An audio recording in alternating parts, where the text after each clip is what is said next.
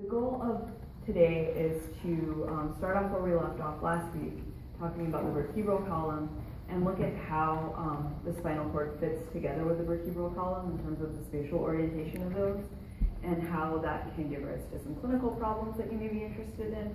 I know a lot of you on the note cards we passed out last week, or if you are in Monday Lab, you haven't had a chance to do that yet. A lot of people expressed interest in back injuries, and once I started putting together clinical slides for you guys, it was really tempting to just keep going because there are so many really interesting things that can happen with the back. If we end up having extra time on Thursday, you guys are Wednesday, I may go into a little bit more of that, but I don't want to just completely inundate you. That would just be for your interest. So I'm trying to keep it, some of you may say, well, I had, a different problem that I'm interested in. And there are just so many different things that people do experience, so I can't go over all of them, but there are some really interesting things I want to touch on today in the context of how they relate to the anatomy. To really cover all my bases and get you guys to where I want you to be so that I can throw around different terminology, I want to introduce tissues to you guys. Some people might think, oh, that's histology, that's not fair. And you're right, this is a gross anatomy class. But to really understand how gross anatomy is functional, I want you to just be familiar with the basic tissue types, so we're going to run through that. And then where we'll get to today will be to just have a basic understanding of muscles and joints. And what I'd like you to be able to do is to have a pretty clear idea of the structure of the spinal cord and how a nerve impulse would get from the spine to a peripheral structure like a muscle, so that you just understand sort of what that means. So we have muscles, how do we go about using them? And we're not going to do, I don't want you to understand that like on a physiological level, I just want you to kind of have an idea of how all these things work together.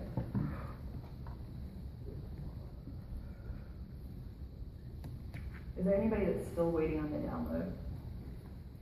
Okay. There's part of my brain that's going to be distracted trying to finish that up, so I'd like to go ahead and get it knocked out while this is moving.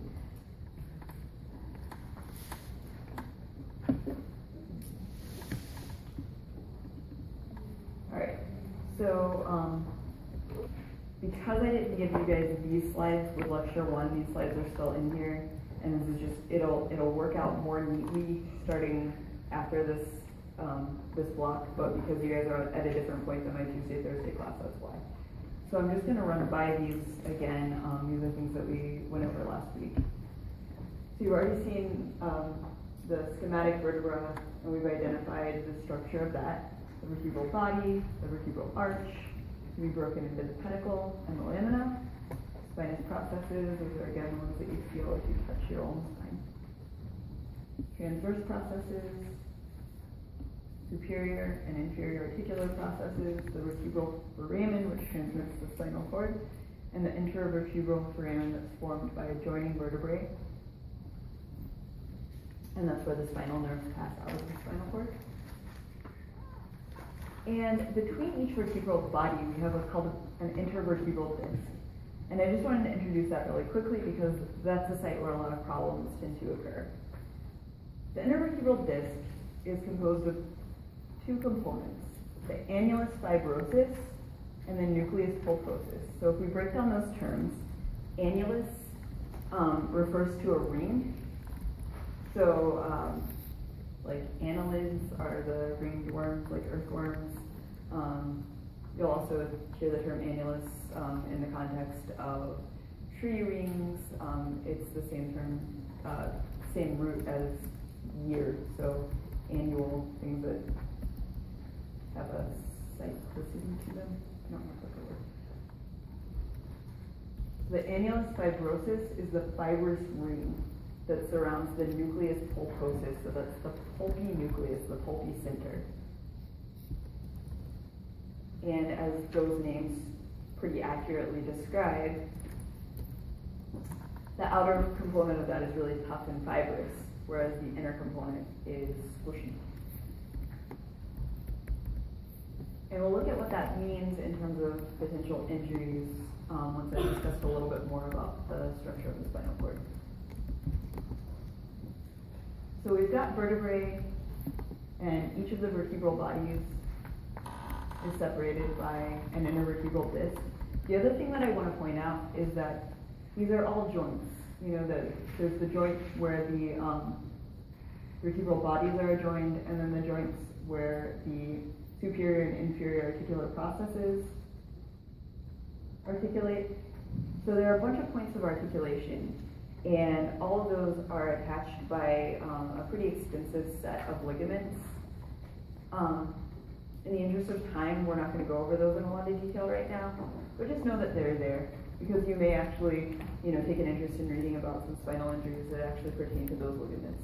So we're not going to go over those spinal ligaments. I'm not going to ask you to know those right now, but know that there are the extensive set of ligaments joining the vertebrae. So now I want to look at some of the regional differences in vertebrae. As we talked about last week, we have cervical vertebrae, 7 cervical vertebrae in the neck, 12 thoracic vertebrae, those are the ones that have ribs attached to them, articulating with them, and 5 lumbar vertebrae, and then the sacrum and coccyx. We'll talk about the regional differences between those and some of the characteristics that those vertebrae have, and also the first couple of vertebrae, which are unique in and of themselves. So the very first vertebra, C1, which is the atlas. So C refers to cervical, and 1 means the first cervical vertebrae, and that's how we talk about them. So we have C 1 through 7, T 1 through 12, L 1 through 5. So C1 is the atlas. It's named this because of the mythological figure Atlas, who is tasked with holding the globe on his shoulders. So if you can imagine, your atlas is actually what your skull is sitting on. So it's got that name. Hold up the globe. And the atlas is actually facilitating flexion and extension. So it's responsible for allowing you to say yes. C2 is the axis, and it's also a specialized vertebra. When we look at it in anterior view, it's not as apparent in superior view because it's kind of not thrown into shadow well enough. But it's actually got this long process here called the dens. Anteriorly. And the dens articulates with the axis, with the atlas. So the atlas fits down over the dens, and it actually rotates around it in a hinge-like fashion. So the axis, and as the name there implies, it's an axis of rotation. It allows for rotation of your head. So if the atlas allows you to say yes, the axis allows you to say no. So both of those are specialized vertebrae. One thing you might notice about the atlas is that it basically lacks a vertebral body. The dens actually fits up into that spot. This pad is that articular surface where the dens articulates with the axis. With the atlas.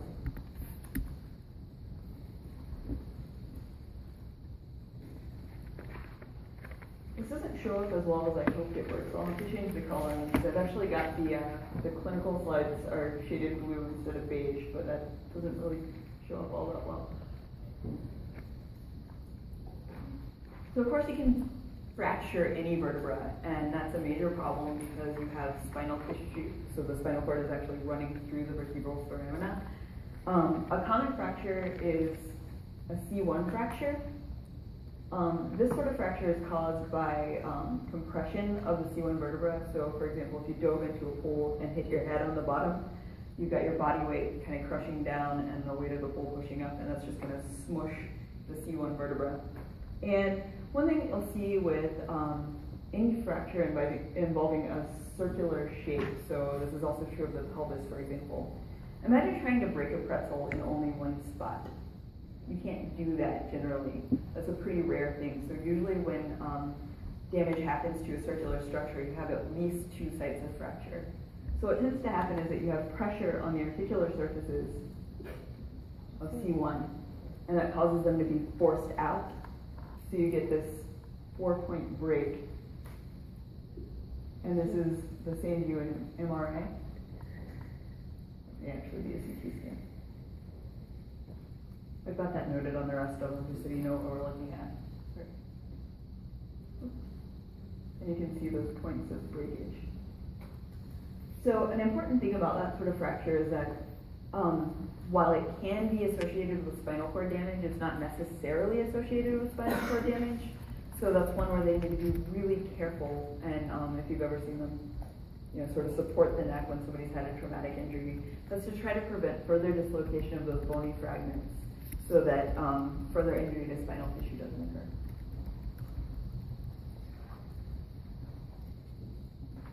Another possibility is a C2 fracture.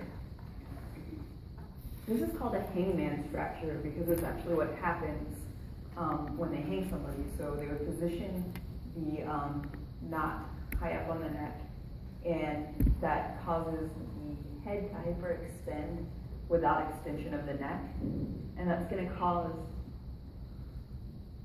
the vertebral lamina, the pedicles and the neural arch to break off from the rest of C2.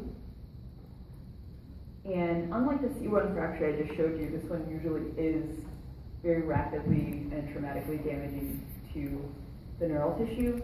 So typically when this fracture does occur, either death or at least whole body paralysis occurs as a result of that injury. And here this is in a lateral x-ray. So right here, you see the separation. So what we can see are the vertebral bodies, the space where the intervertebral discs are. These are the spinous processes. You can see the overlap of the superior and inferior articular processes. And right here is a fracture corresponding to this illustration.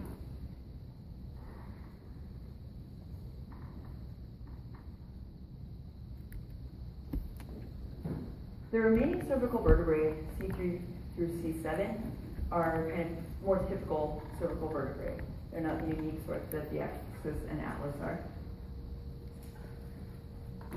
And some of the features that characterize cervical vertebrae, one of the things is that the articular processes are more horizontally oriented than in other regions. So in the thoracic and lumbar regions, those tend to be more or less vertically oriented, whereas in the cervical region, they're more horizontally oriented. And that's going to allow for more mobility. We really do have a lot of mobility in our neck, but that's also a bigger risk. It would be really hard to displace the articular processes from each other in any other region of the spinal cord, but sometimes those will actually slide past each other in the cervical region. And you can see that here. So they're not completely vertically oriented. Another thing that characterizes cervical vertebrae are these holes right here. These are transverse foramina. So a foramen is a hole. Most foramina transmit something. There are a few foramina that don't, but on the whole, when you see foramen, you should expect that something probably runs through there. The transverse foramen, so it's named that because it's on the transverse process, which is kind of small in this vertebra. But it's a foramen in the transverse process, so transverse foramen. The transverse foramina transmit the vertebral artery through the cervical region. And that's kind of nice because that's going to hold that artery. So that artery is on its way to the brain and it provides important blood supply to the brain. And it's going to protect it. And one of the things that it's going to protect it from is a whole lot of mobility of your neck. So if you're moving your neck around, there's always a chance that you could impinge that artery. And because it's running through the transverse foramen, really close to the axis of rotation, it's going to move less, and there are going to be less structures that could actually push on that. We'll talk about that more when we get to head and neck. Just kind of an interesting fact. I don't want to show you a foramen and not tell you what goes through it. The other thing is that the spinous processes on most of these vertebrae split into two, what's called bifid spinal processes. So if you see those characteristics, you know you're looking at a cervical vertebra.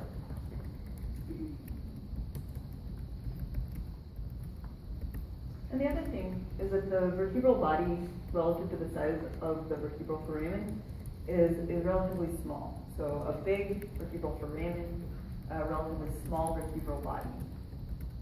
And the reason for that is that the cervical vertebrae aren't carrying very much weight yet. There's not much weight pressing down on the vertebral body, but because it's transmitting neural tissue from the brain to the rest of the body, the cervical region actually contains the most neural tissue.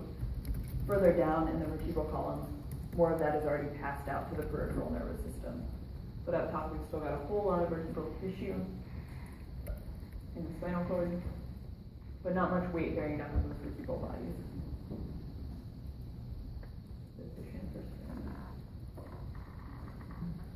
All right, thoracic vertebrae, again, we have 12 of those corresponding to the 12 pairs of ribs. They have a really inflected spinous process, long inflected spinous process. There again, the articular processes are much more vertically oriented in this region. The thing that really sets apart the thoracic vertebrae, again, is the fact that they've got ribs articulating with them. So they have what are called costal facets.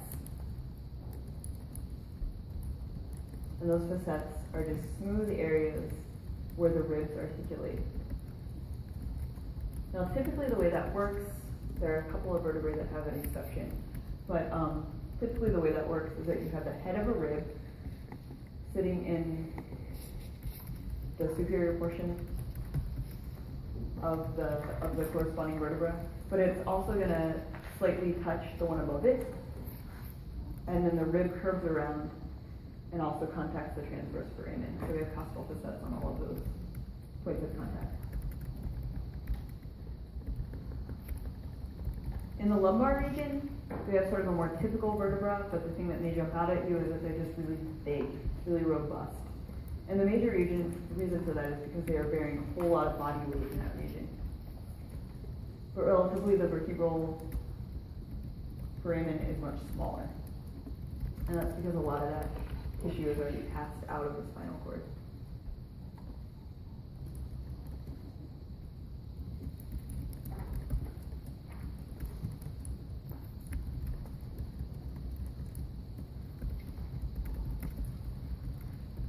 The sacrum and coccyx. So the sacrum is formed typically from 5 vertebrae that fuse during development, and you can still see the basic shape of those. There's a sacral canal that's just a continuation of the vertebral canal, continues to transmit spinal cord. And this notch right here is called the sacral hiatus. And that's important for a couple of reasons. One is that there's an anchoring filament, we'll see in just a minute, that passes out of the sacral hiatus and attaches and tethers the spinal cord onto the coccyx. It's also clinically important because, as you can see, the sacrum is sort of enclosed posteriorly by a big bony plate. So we don't have those intervertebral spaces the same way we do between the other vertebrae because they've completely fused. So the sacral hiatus actually gives access if you wanted to do a spinal block or something like that in that region.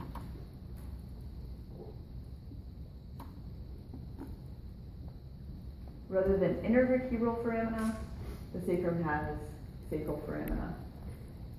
But they're basically the same thing, and they're allowing spinal nerves to pass out.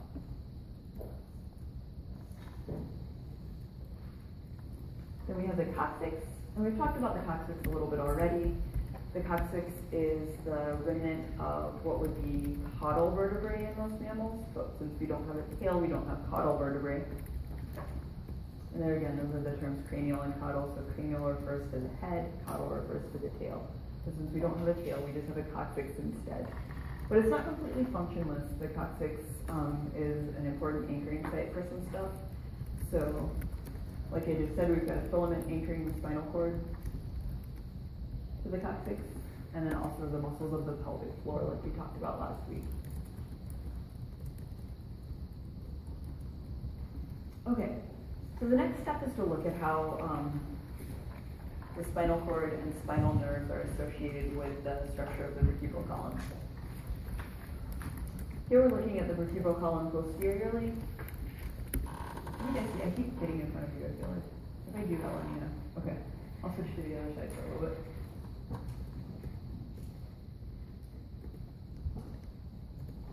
So a dissection procedure that we could do is also used surgically sometimes. It's called a laminectomy. So ectomy is to take something out, and in this case we're referring to the lamina. So what we would do would be to cut approximately along that dotted red line. I can't imagine surgically that they do it along the whole vertebral column, but we could do that, for example, to gain access or to relieve pressure in the spinal cord. And that could be an emergency procedure because if you have enough pressure on there, that could actually end up killing the nerves. But from a dissection perspective, we could do that to gain access to the spinal cord visually. So if we remove that, and what we've also done is open up this tissue layer that surrounds it. So if you see this kind of white strip right along here, the tissue that surrounds the spinal cord it's actually a set of 3 tissue layers, but you don't need to know that right now. Those are called meninges. And the place you may have run into the term meninges before is in the case of meningitis. So here's the term. Itis refers to inflammation of something, and so that's inflammation of the meninges. You guys may have had like a shot for that at some point, maybe before you came to college.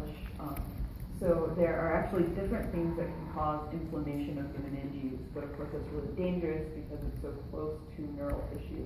So the meninges actually surround the spine as well as the brain. So yeah, those are meninges, and they've also been reflected to show you how the spinal cord works, running through the vertebral canal. And if we zoom in on the inferior portion of that, the spinal cord itself actually terminates at around L2, so the second lumbar vertebra. So here's L5 and the sacrum, L4, L3, L2. And it terminates in what's called the conus medullaris. And that just basically refers to the shape of the thing. So it's the medullary cone.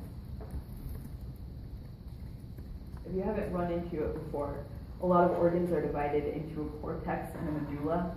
So the cortex is sort of around the outside, and the medulla is whatever's in the middle. So this is just the medullary cone. So that's the termination of the spinal cord proper.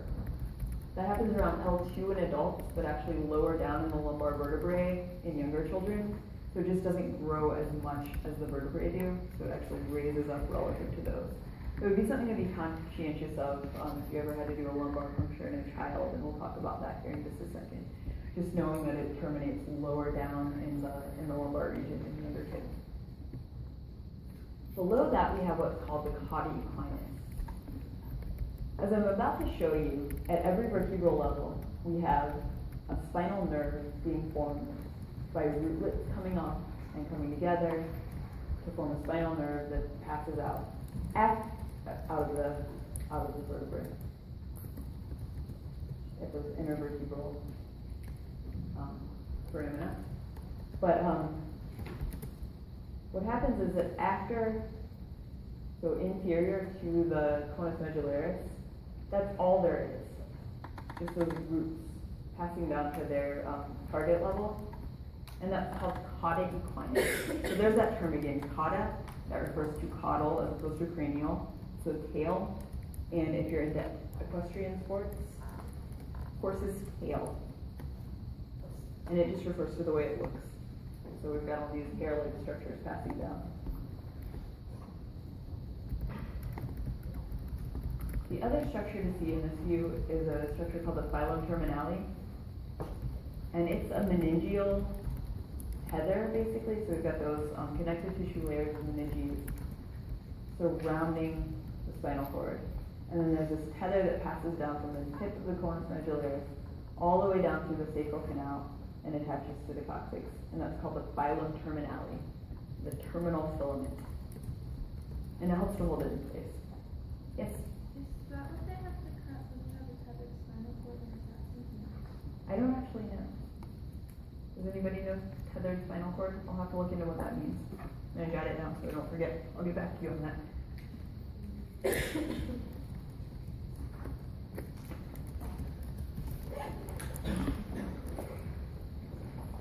course I can't find a pin. Oh yeah. So I have a cool pin holdy area. I'll be excited of having a new backpack.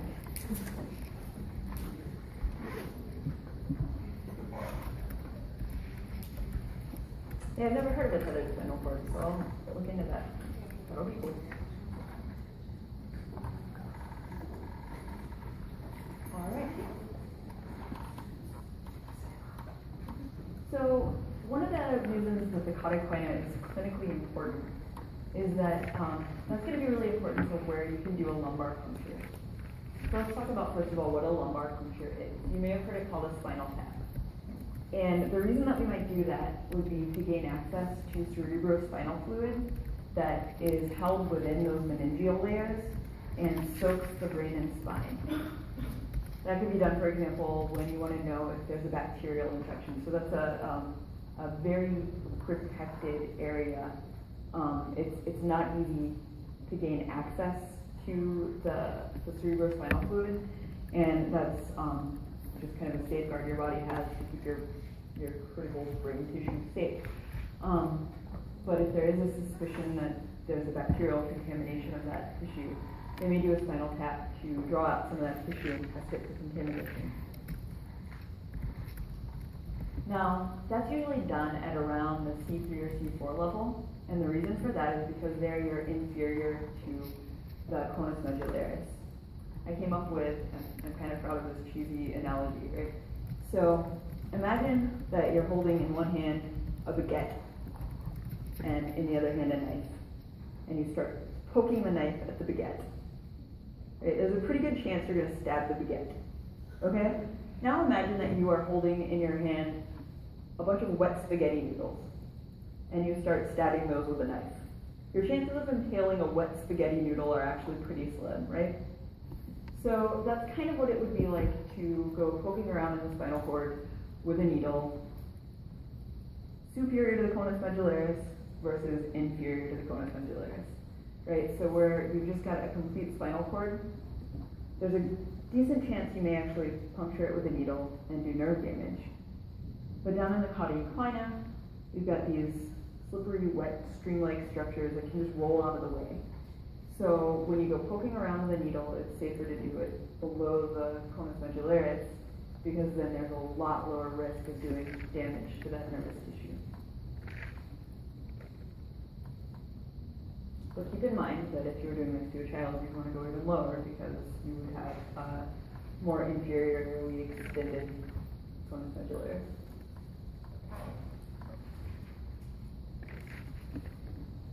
Okay. So here's a superior view of the relationship between the spine and the vertebrae. Can anybody tell me what level this vertebra is from? Cervical, thoracic, lumbar? Yeah. So we've got transverse foramina, bifid spinous process, the cervical vertebra. And as you can see, the spinal cord is actually still pretty tiny. I'm always surprised when I've done the laminectomy at how small this thing actually is in diameter. So you've got meninges around it, you've got blood supply and innervation of the spinal cord, you've got cerebrospinal fluid, and also there tends to be a layer of fat protecting it in there as well. So it's not filling that entire space under normal circumstances. And as you can see, we've got a spinal nerve forming and passing out through the intervertebral foramen. So the next step is just to look at what that means.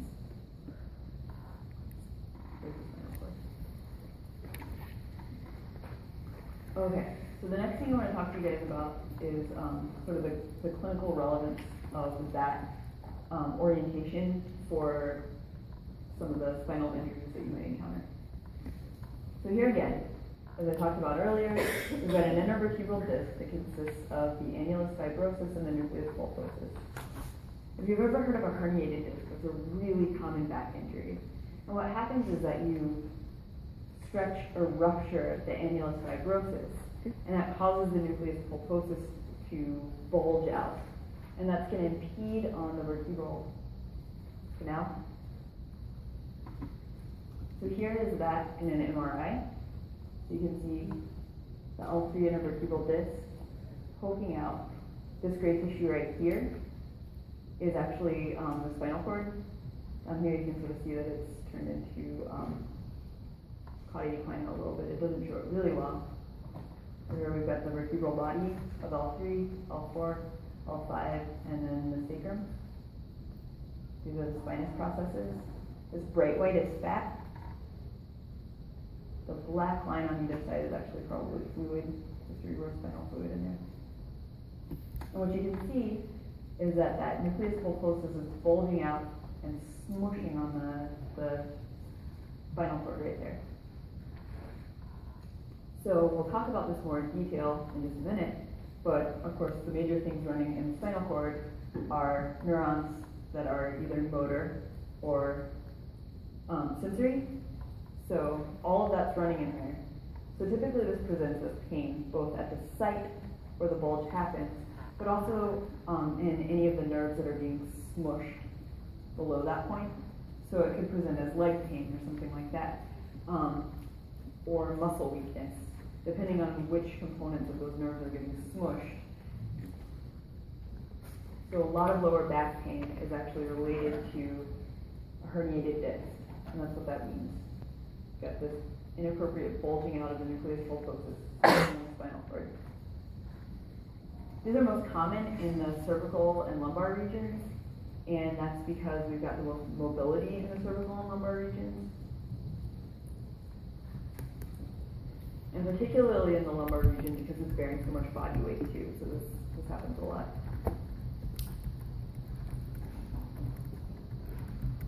Another thing you might hear of is spondylosis. This is actually an example from a dog. So lumbar spondylosis is pretty common in dogs. Humans are more prone to cervical spondylosis, but this is an inflammatory process involving the bone. And what happens is that you have, in response to inflammation, you have inappropriate bony extensions forming, and those can actually fuse together and prevent motion. So as you can see, they're starting to bridge the vertebral bodies, and that's going to prevent them from moving independently. The other thing they can do, depending on where they develop, is actually impinge on any component of the vertebra, of the spinal cord or the spinal nerves. So it can be associated with a lot of pain or muscle wasting. Sometimes in older dogs, especially sway back dogs or really long back dogs, you'll start to see them just become really weak in their back legs. I actually have a dog that this is happening to right now. And this can be associated with spondylosis. So you've got it pressing on those motor nerves and they're not acting appropriately anymore. And in response to not getting appropriate motor innervation, the muscles just start to waste. So you don't have as much muscle bulk and there's nothing stimulating those muscles to keep working. But it can also be a very painful process. Did I just turn off?